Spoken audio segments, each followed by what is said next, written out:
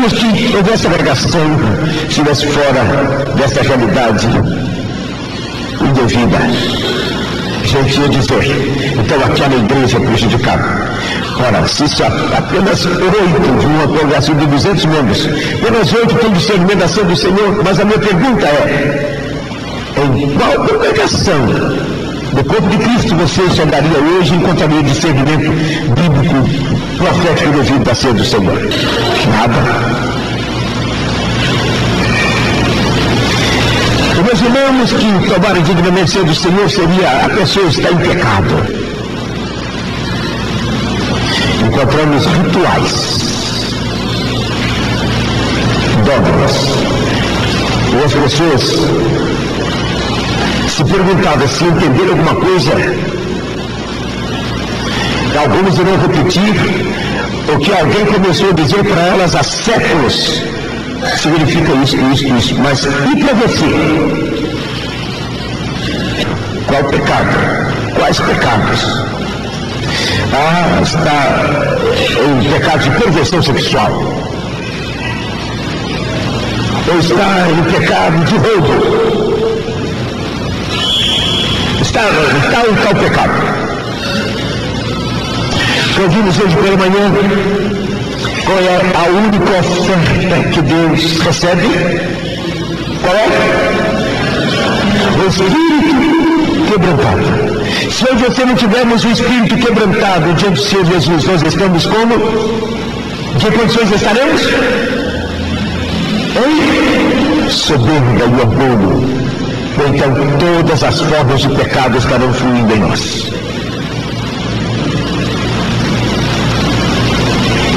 A ideia de que nós estamos comendo esse pão e ele vai nos trazer santificação em si mesmo. Esse sangue vai nos purificar do pecado. Esse cálice, amados, é o sangue de Jesus que purifica do pecado. E não a dimensão bíblico-profética do sangue dele. Tomar nessa refeição. Não só a purificação do pecado, quando há arrependimento, e arrependimento só há quando houver quebrantamento. Enquanto não houver quebrantamento, não há arrependimento, há apenas a administração dos efeitos colaterais. Enquanto não houver quebrantamento, há apenas a adaptação, a administração das consequências.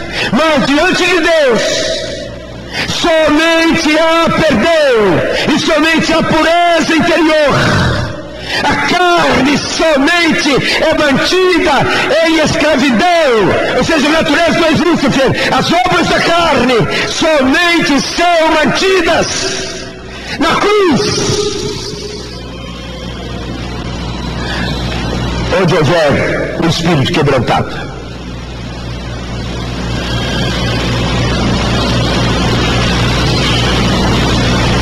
Então, nós vamos tomar a ceia do Senhor no próximo domingo. Durante a semana, todas as pessoas ficam vigiando o que falam, o que não falam, o que vestem, vigiando o que comem, vigiando isto. Porque domingo vamos tomar a ceia do Senhor. Ah, quanta estupidez! Ah, Jesus, misericórdia, Senhor.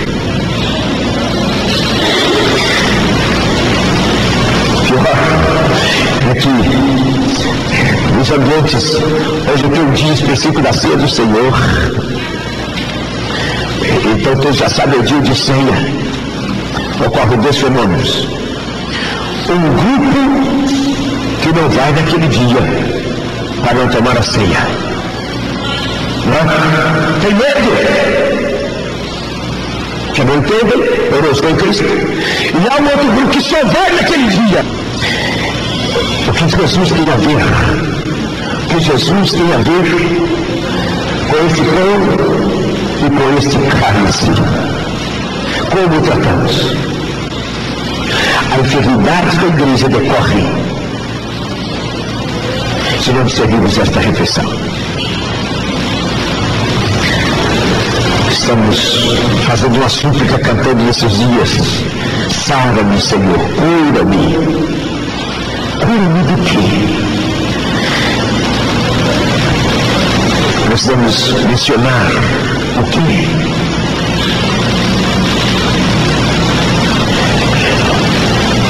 Livra-me de um íntimo soberbo. O ser curado é ter um espírito quebrantado, como o de Jesus.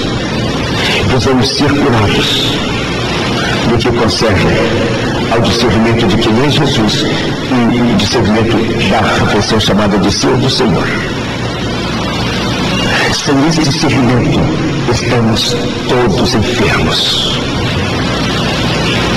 Mesmo sendo congregações muito ativas, que têm programas sociais, evangelísticos, educacionais,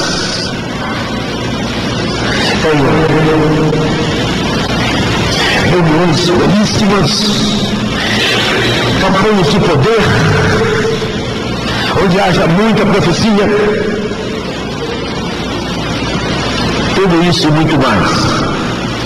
Na equação final é igual a zero. Se nós não discernimos o que é o ponto de partida de tudo em nossa relação com o Senhor, a revelação dele, vinculado a esta refeição.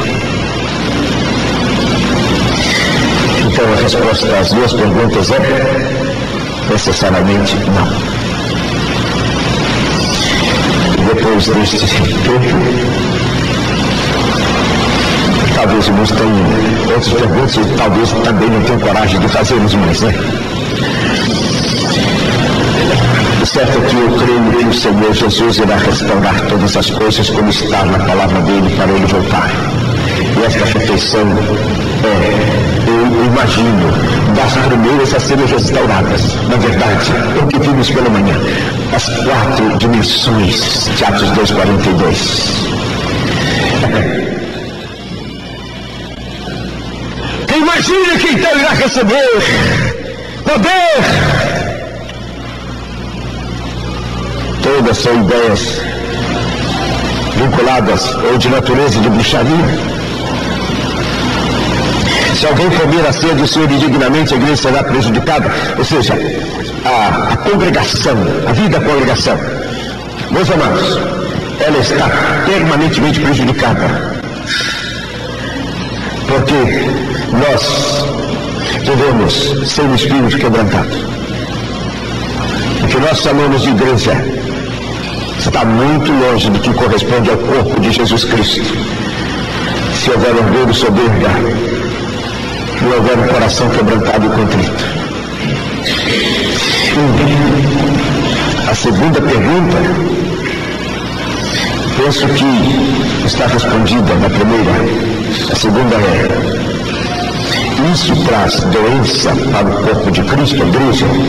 Não traz. O corpo já está doente. Sem discernir o corpo de Cristo, sem discernir esta refeição, a congregação inteira, de forma corporativa, está doente. Não tem como isso trazer mais doença. Ou seja, alguém comer a ceia do Senhor indignamente, não tem como trazer mais doença.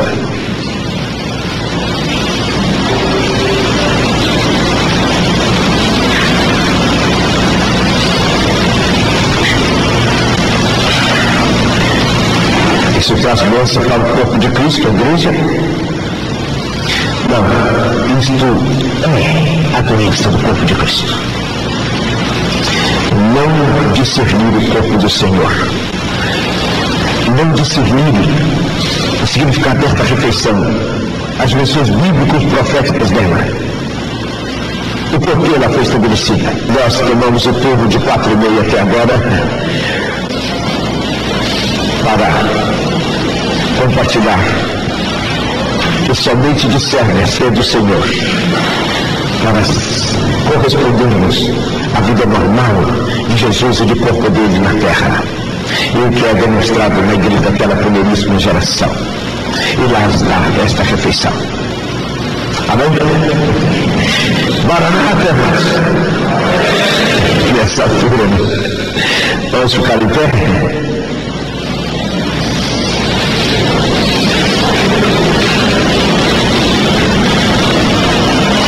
Já que tenho esta pergunta, quem tem um coração como o de Jesus? E qual é? Filho do homem, o Espírito